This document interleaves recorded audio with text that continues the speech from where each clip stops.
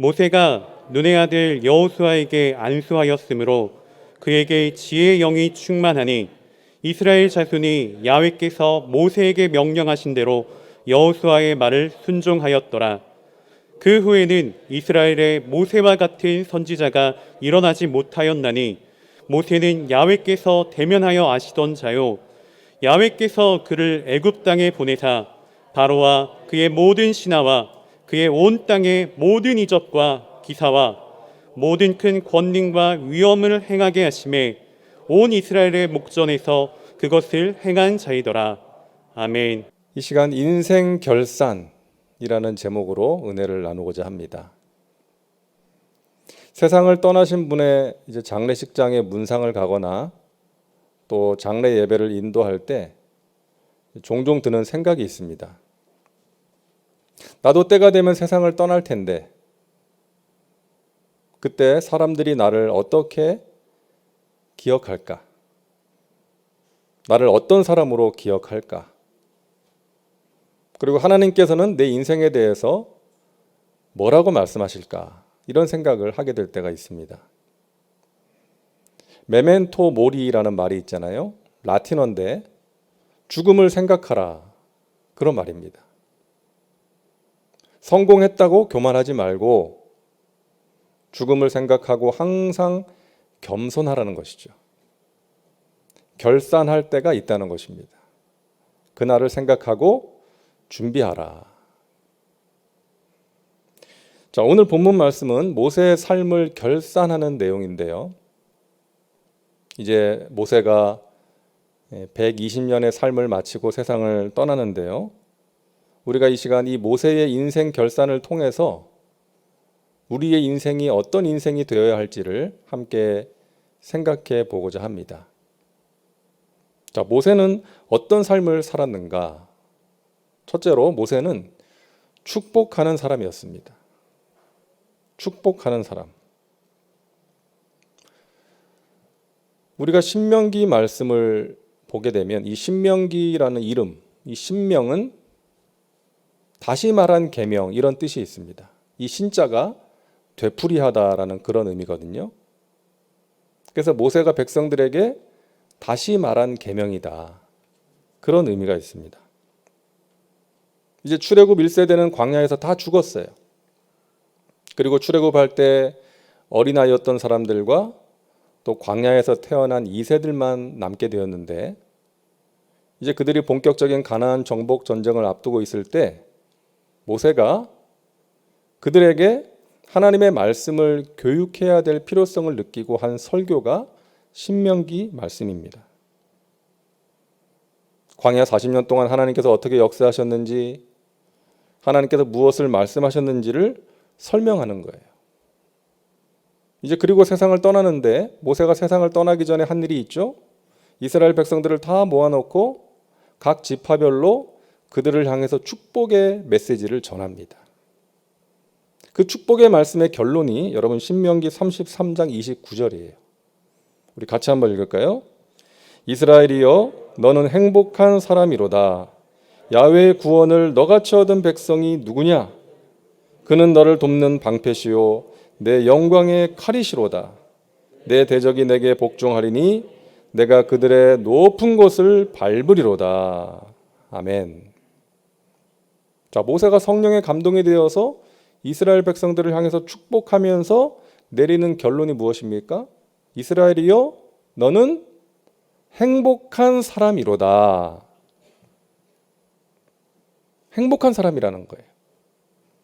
근데 여러분 지금 이스라엘은 아직 가나안 땅에 들어가지 못했습니다. 아직도 광야에 있어요. 모압 평지에 있어요. 저 요단강도 건너야 되고요. 견고한 성 여리고 성도 함락을 해야 돼요. 넘어야 될 산이 많고 해결해야 될 문제가 많이 있어요. 가나안에 들어가서 땅 한 평 차지하지 못했어요. 그런데 그런 이스라엘 백성들을 향해서 너희는 앞으로 행복해질 거야.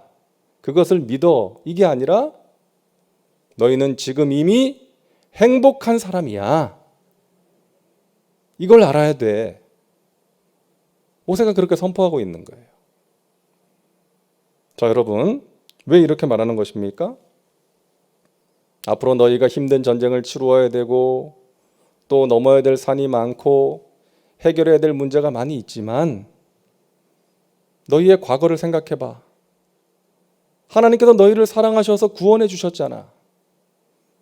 그리고 수많은 전쟁에서 너희의 돕는 방패가 되어주시고 영광의 칼이 되어주셨지 않느냐. 하나님께서 앞으로도 그렇게 하실 거야. 그렇기 때문에 너희는 행복한 사람이야. 여러분, 이 말씀을 통해서 우리가 진정한 행복이 무엇인지를 발견하게 돼요. 소유가 주는 행복이 있습니다. 소유. 내가 원하는 것을 가졌을 때 우리가 행복을 느껴요. 성취가 주는 행복이 있습니다. 내가 바라는 일이 이루어졌을 때 우리는 행복해요. 하지만 그런 것들은요, 문제가 있어요. 금방 사라진다는 것입니다. 가변적이라는 거예요. 쉽게 변해버려요. 그리고 그런 것들은 만족이 없어요. 계속해서 목이 마른 거예요. 왜? 욕망이기 때문에. 소유욕, 명예욕, 성취욕. 어떤 소유나 성취를 통해서 행복을 얻는다면 계속해서 목이 마른 상태에서 그것을 추구하게 되는 거예요. 더 많은 것, 더 높은 곳을 추구하게 되는 거예요. 여러분, 록펠러라는 사람 아시지 않습니까? 우리 목사님들 설교에 자주 등장하는 인물이죠. 록펠러. 뭐 지금이야 빌 게이츠나 이제 워런 버핏 같은 사람이 세계적인 부자이지만 그 전에는 이 록펠러가 세계적인 부자 아니었습니까? 근데 이 록펠러가 세상을 떠나기 전에 이 재단을 설립해서 많은 좋은 일들을 했죠. 뭐 대학도 세우고 또 많은 교회에다가 헌금도 하고 좋은 일을 많이 했는데 이 사람이 오랫동안 사실은 만족이 없이 살았어요. 그래서 피도 눈물도 없는 인수, 기업 인수 합병의 대가였고요. 왜? 만족이 없으니까. 계속해서 키워야 되는 거예요, 회사를.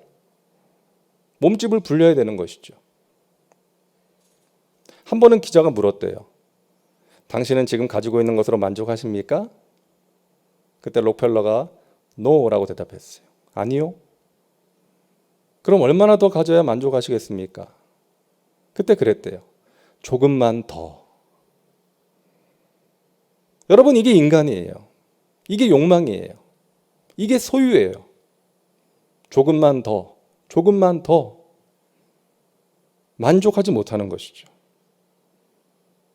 그런데 여러분, 사도 바울을 보세요. 사도 바울이 뭐라 그럽니까? 내가 자족하는 비결을 배웠다. 여러분, 이게 행복 아니겠습니까? 자족할 줄 아는 게 행복이에요. 어디서 그 비결을 배웠다고요? 내게 능력 주시는 자 안에서 내가 모든 것을 할 수 있느니라. 내게 능력 주시는 주님 안에서 내가 자족하는 비결을 배웠다는 거예요. 바울이 많은 것을 가졌습니까? 세상적으로 잘 나가는 사람이었습니까? 아니요. 예수님 안에서 하나님과의 관계를 통해서 만족할 줄 알았고 행복을 누렸다는 것입니다. 그래서 여러분, 우리는 소유나 성취를 통한 행복이 아니라 하나님과의 관계를 통한 행복을 누리면서 살아가야 되는 것입니다. 하나님과의 관계. 이스라엘이여 너희는 행복한 사람이로다. 야훼의 구원을 너같이 얻은 백성이 누구냐? 그는 너를 돕는 방패시요 영광의 칼이시로다. 너의 대적이 네 앞에 복종하게 될 것이다. 지난주 토요일에 우리 청년부에서 세미나를 했는데요. 연세대 신학과 김학철 교수님이 이제 오셔서 이제 강의를 했는데 그분이 이런 말씀을 하셨어요. 행복은 감정이 아니다. 감정은 쉽게 변하잖아요. 행복은 견고한 마음이다. 견고한 마음, 굳건한 마음이다.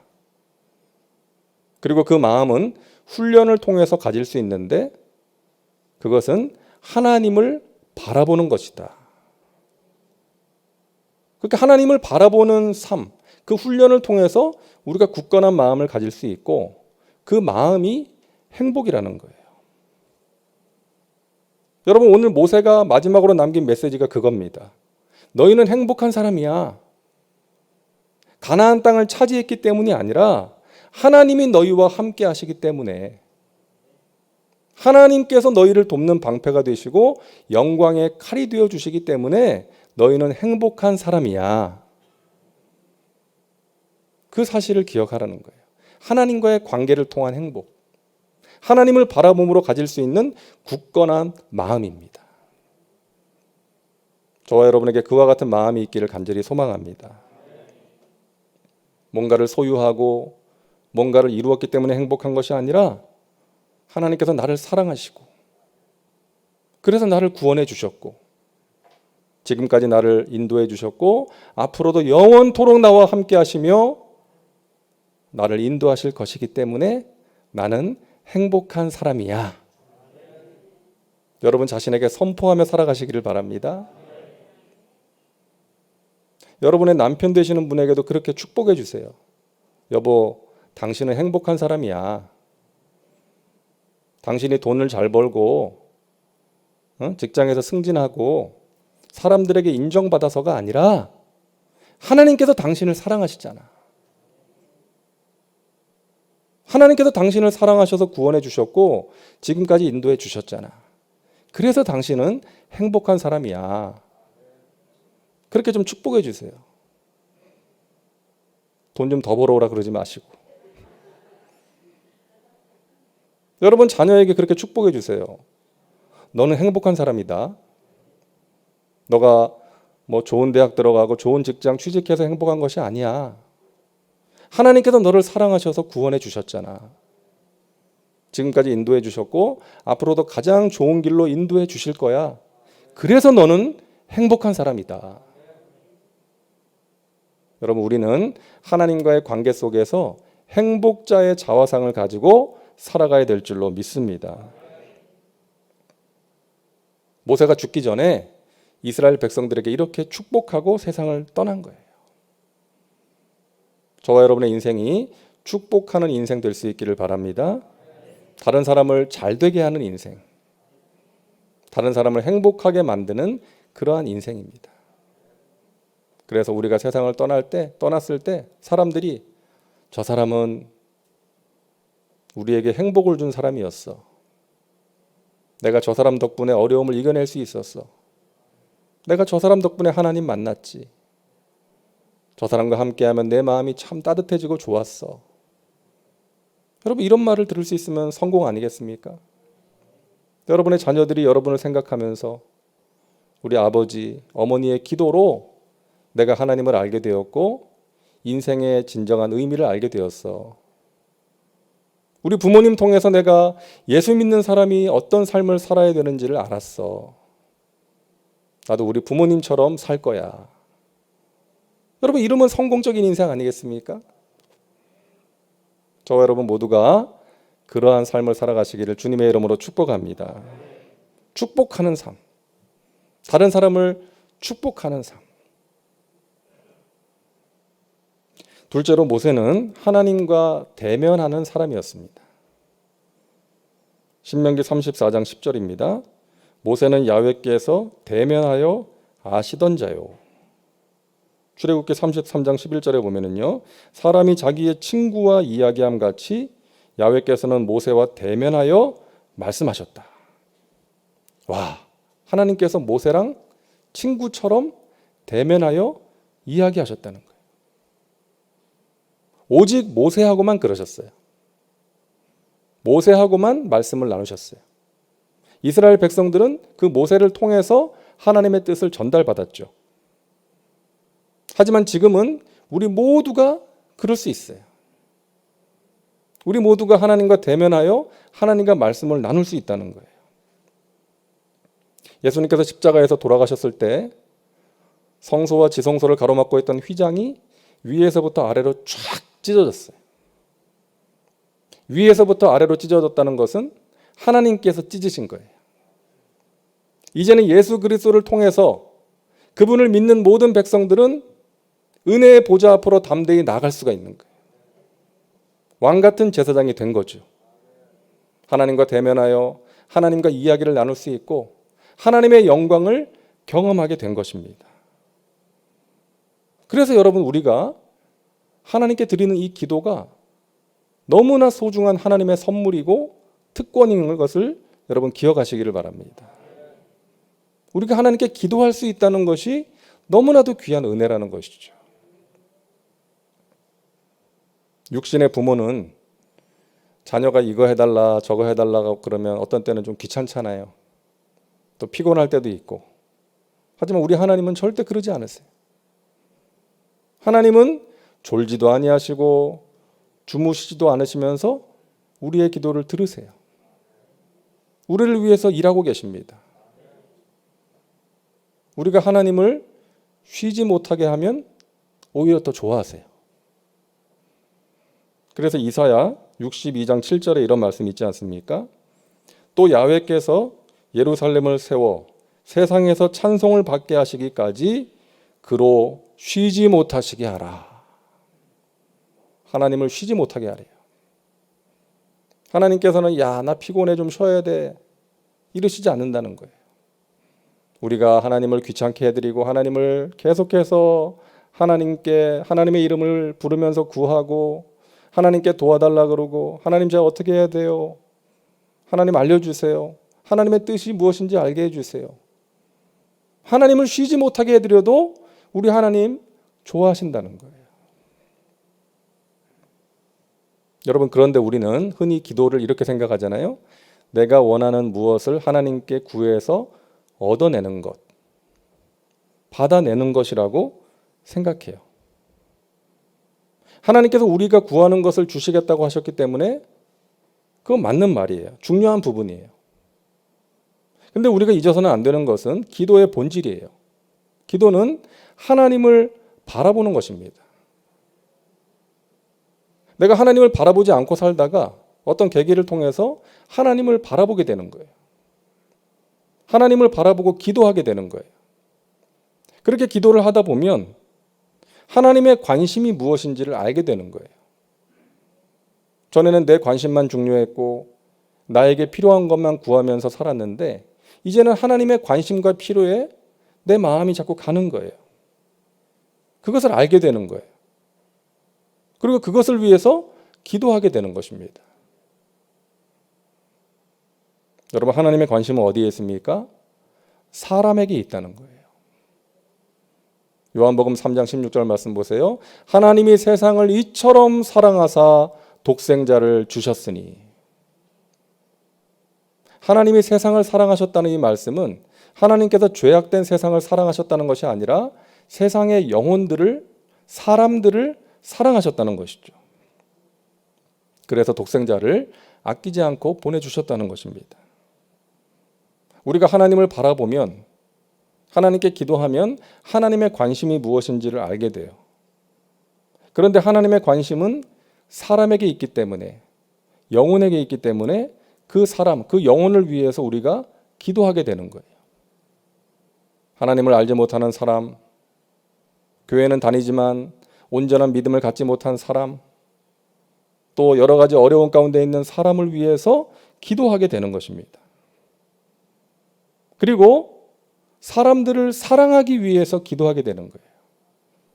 하나님의 관심은 사람들을 사랑하는 것이니까 그러기 위해서 기도하게 되는 거예요. 왜? 사랑하기 힘든 사람들이 있기 때문에. 그죠? 여러분, 사랑할 만한 사람 사랑하는 것은 쉬워요. 노력하지 않아도 저절로 되죠. 하지만 예수님 말씀하셨잖아요. 야, 너희가 사랑할 만한 사람 사랑하는 건 누구나 하지 않느냐. 저 세리들도 하지 않아. 사랑하기 힘든 사람을 사랑하는 것이 너희가 내 제자가 된 것이 아니겠느냐. 너희가 그럴 때에 내 제자가 아니겠느냐. 그래서 그 예수님의 말씀에 순종하기 위해서 우리가 기도하게 되는 거예요. 여러분의 자녀들이 항상 사랑스럽나요? 아니죠. 여러분의 남편, 여러분의 아내가 항상 사랑스러우세요? 살면 살수록 무서울 때가 있지 않습니까? 왼수 같을 때도 있고. 그런데 사랑해야 되니까. 그게 하나님의 뜻이니까. 여러분 교회도 마찬가지잖아요. 보기 싫은 사람 있잖아요. 저 사람만 보면 은혜가 안 되고 그냥 마음이 그냥 싫어지고 무겁고 힘들고. 근데 여러분 어떻게 해야 돼요? 예수님께서는 그 사람을 사랑하라는 거예요. 그 사람이 내 가까이에 있는 것은 그 사람을 통해서 하나님의 사랑이 어떤 사랑인지를 알라는 거예요. 우리를 훈련시키시는 거예요. 그런 사람을 통해서. 그래서 그런 사람 내 마음대로 내 마음이 가는 대로 내 감정대로 마음껏 미워하고 저주하고 비판하는 것이 아니라 우리 예수님의 말씀에 순종하기 위해서 우리가 기도하는 거예요. 그럴 때 주님께서 우리를 불쌍히 여겨주시고 도와주시어서 우리의 마음을 다스려 주시고 변화시켜 주시는 것입니다. 사랑할 수 있도록 도와주시는 거예요. 여러분, 사랑의 사람 되시기를 바랍니다. 그것이 하나님의 관심이기 때문이에요. 모세가 그랬습니다. 모세가 기도하는 사람이 아니었다면, 하나님과 대면한 사람이 아니었다면 아마 중간에 포기했지 않았겠어요? 포기했을 거예요. 사람들이 자신을 대적하고 원망하고 불평하고 또 당을 지어서 공격하고 누나가 공격하기도 하고 얼마나 마음이 힘들었겠어요. 하지만 모세는 그때마다 하나님과 대면하여 기도함으로 이겨낸 줄로 믿습니다. 그리고 그런 사람들을 위해서 간절히 기도했던 거예요. 자신을 공격하는 그 사람들을 위해서, 자신을 대적하는 그 사람을 위해서 하나님 멸하시면 안 됩니다. 여기서 그들을 멸하시면 하나님의 영광이 땅에 떨어지지 않습니까?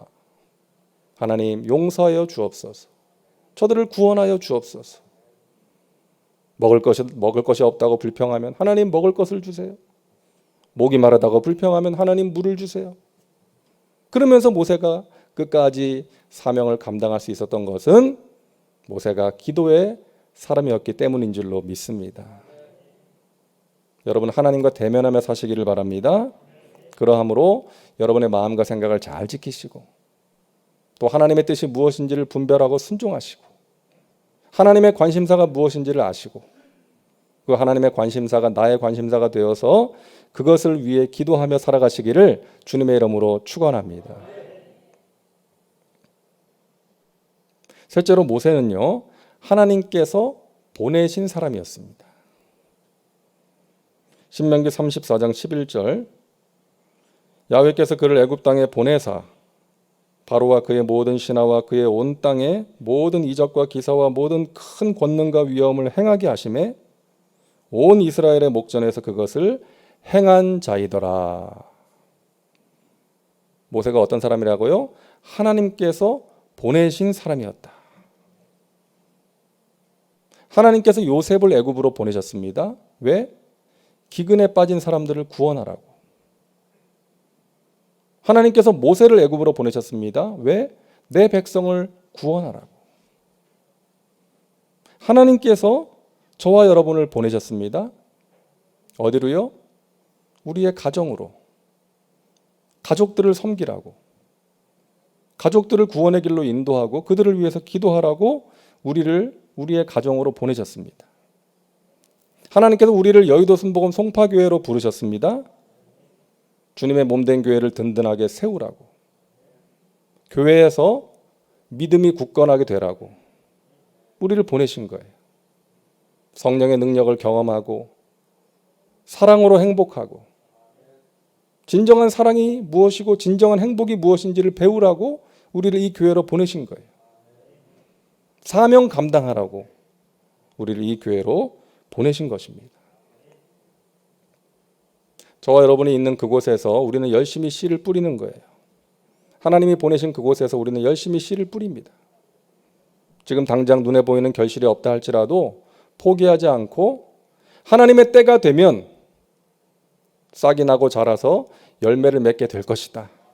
이와 같은 확신을 가지고 우리는 열심히 씨를 뿌리면 되는 것입니다. 선을 행하되 낙심하지 말지니 포기하지 아니하면 때가 이름에 거두리라. 여러분, 이 믿음을 가지고 하나님이 여러분을 보내신 그곳에서 열심히 씨앗을 뿌리시기를 바랍니다. 그것이 우리를 향하신 하나님의 뜻이에요. 여러분, 일본에도 많지는 않지만 크리스찬들이 있습니다. 근데 이 일본 기독교 역사를 보면 아주 훌륭한 믿음의 사람들이 있어요. 이제 그 중에 한 사람이 이 나가노 목사님인데요.